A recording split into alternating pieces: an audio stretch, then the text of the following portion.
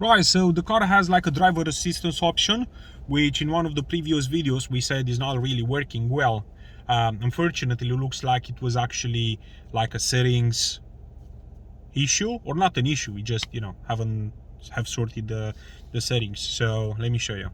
You press on this button over here, which is the menu, and then settings, press OK. Driver assistance, OK. Driver alert, wrong way alert, and then lane keeping system, OK.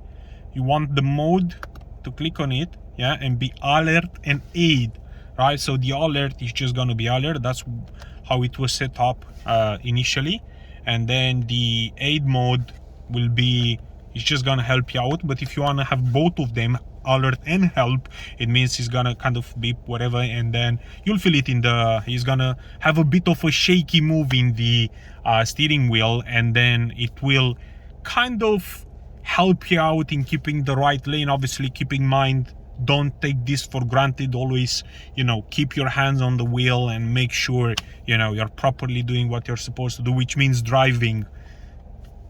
Well, anyway, thanks so much for watching this video. Don't forget to like, subscribe, you know, share the video and all that. If you are interested in seeing anything on this car, please do let us know. It's not much time left, and off we go to another one. Most probably back to one of them. See you, bye now.